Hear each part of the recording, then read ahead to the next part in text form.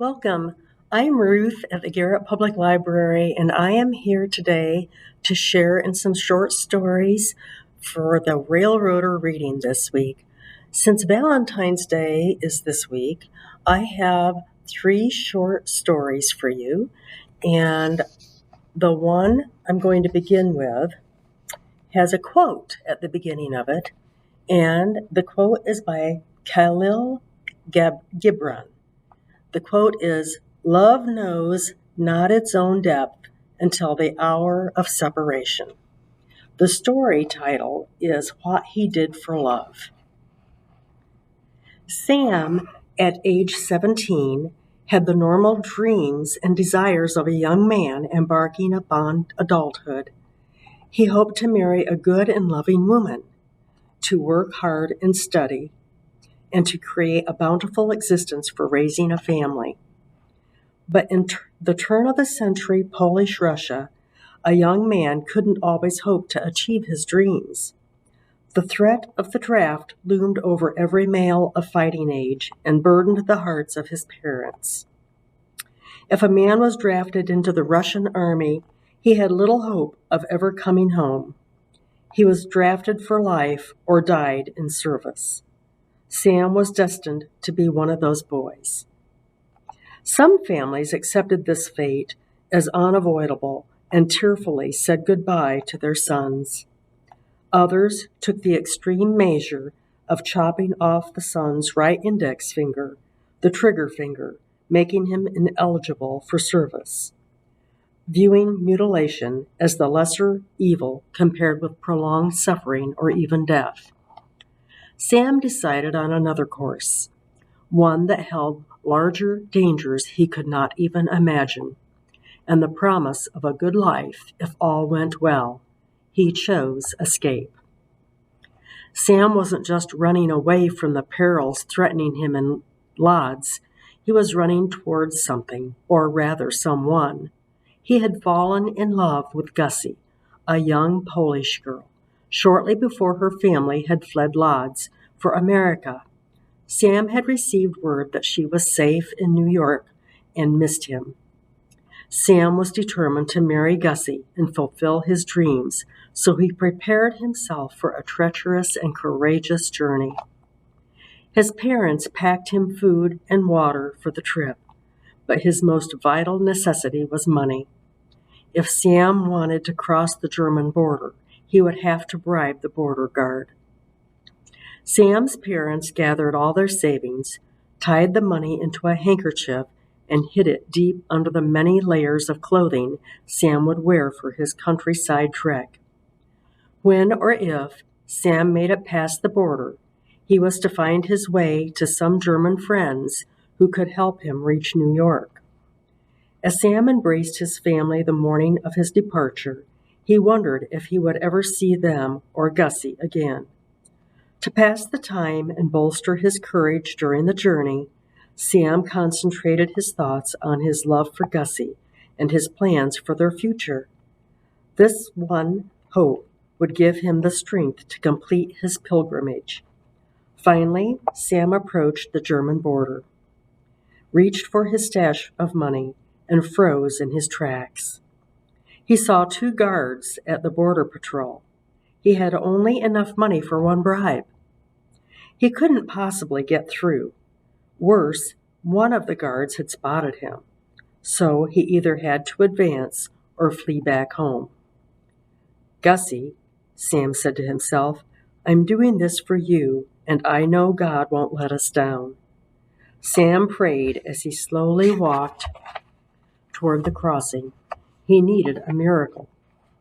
As Sam drew closer, he recognized one of the guards as his father's friend, one who had visited the family many times. Sam caught the guard's eyes. When the guard recognized Sam and saw the look on his face, he immediately understood what was happening. Suddenly, the guard started yelling wildly and pointing in the opposite direction. The other guard, distracted, turned away. Sam had just enough time to dash across the border and out of danger, and he still had all his bribe money. Sam made it safely to New York, and he found Gussie. After they married, they used the unspent bribe money to start a successful business. Despite his newfound happiness, Sam never forgot his family back in Polish Russia. Within 2 years, Sam was able to bring his 3 brothers to New York, and he and Gussie had a gift waiting for the boys when they arrived: Gussie's single sisters. This young boy, whose future in Polish Russia had been so uncertain, lived long enough to see his grandchildren. In fact, I am one of those grandchildren. While Grandpa Sam was still alive, my cousins and I never tired of hearing the story of his courageous journey, or his ingenuity and self-sufficiency. But most of all, we treasured hearing about what brought him to his Gussie, not a stroke of luck or a twist of fate, but a miracle of love. And that was written by Eileen Lawrence. Now I have another story that was written by one of our local patrons, Louise R. Ham has written this one, if any of you know her. Before I read the story, though, we have another quote. It's written by Catherine Ann Porter, and it's "The past is never where you think you left it." The title of Lou's story is called "I'll Be Seeing You." Caroline watched the bride and groom glide across the floor in a loving embrace as the saxophone caressed each note of the ballad. The music awoke a longing in her, and suddenly she wished she had never come. Why did her son Tony and his wife insist she come? She couldn't help wondering why she was here. Everyone else seemed to be part of a couple, and she was obviously single, one solitary individual. During Frank's illness, Caroline had accepted the loss of intimacy they once shared. Since his death, she had found it harder to adapt to the loss of his friendship, the sharing of a cup of coffee over the morning newspaper, the warm exchange of an understanding smile. Now that she had moved into an apartment in a new neighborhood, she missed Frank even more. What Caroline yearned for most was a friend, someone who wanted nothing more from her than companionship and conversation. Since the move, Caroline had not listened to the records and tapes she and Frank collected over the years. She packed them away, trying to store out of sight the memories and heartache as well. No purpose was served in remembering how she felt when he took her in his arms and swept her across the floor to the strains of Glenn Miller's Strings of Pearls or Benny Goodman's Let's Dance. No more sweet melodies resounded in her life. Now, a slim, dark-haired man approached the microphone on the bandstand. "I'll be seeing you in all the old familiar places," he sang. Nostalgia suddenly gripped Caroline with a crushing ache deep in her chest, and a memory carried her back to late summer 1943.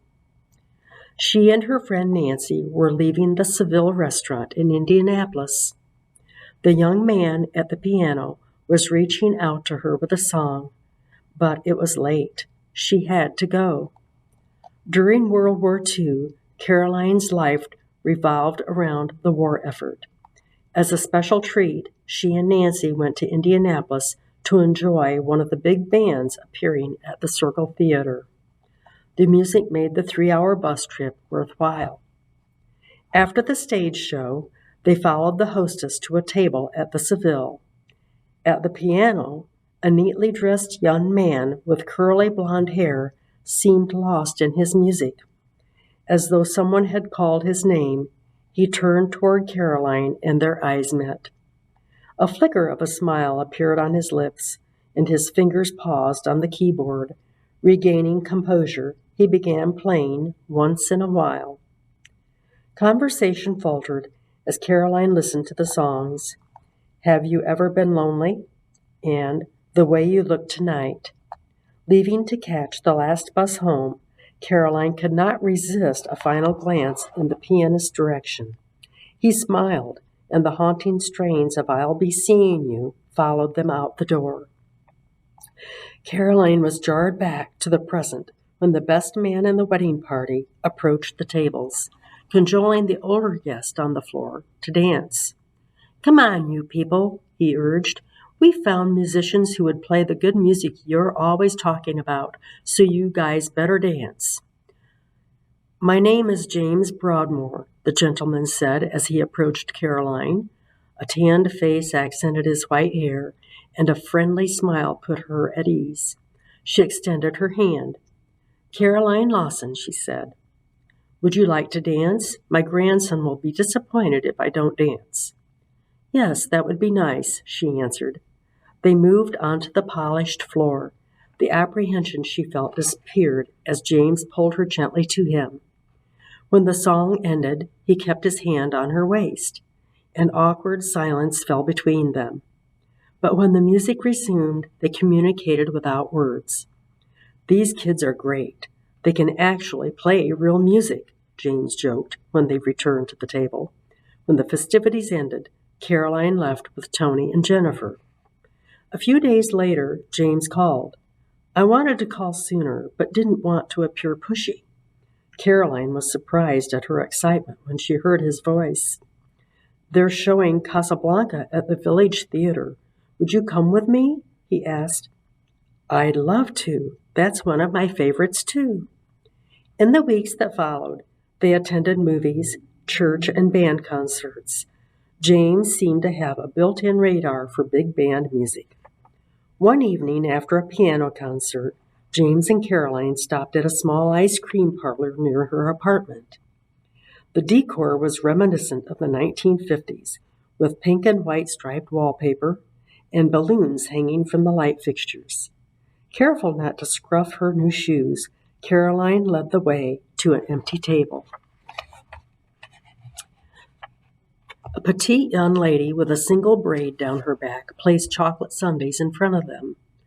"Do you remember telling me about the young man in Indianapolis back during the war who played 'I'll Be Seeing You' when you left the restaurant?" James asked. Caroline placed her spoon back in the dish. "Yes," she said, "I remember." She felt a lump in her throat as she fumbled with the spoon.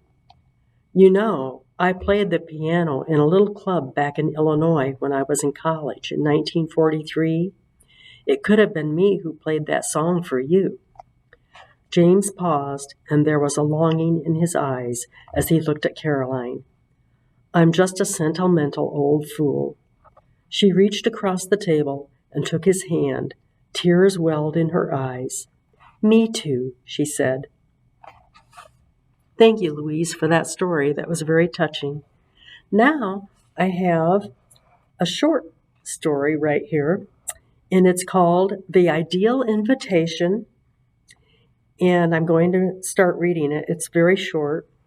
It's a friend lost her mate several years ago, recently developed a friendship with a man who had also lost his spouse. They seemed a perfect match, and all their children agreed they should get married. While they were excited about the upcoming nuptials, they didn't need more crystal vases, blenders, toasters, etc. So this was their invitation. Phil, Richard, Karen, and Allison, and John, Matt, and Steve request the honor of your presence at the marriage of their mother and father. Because they are combining two households, they already have at least two of everything. So please, no presents. Reception and garage sale immediately following the ceremony. That was written by Del Chesser. I thought that was kind of cute. They're going to have a garage sale since they have so much stuff already, since they've been married for years. Thank you for joining me one more time with Railroader Reading, and I hope you have an enjoyable week. Thank you.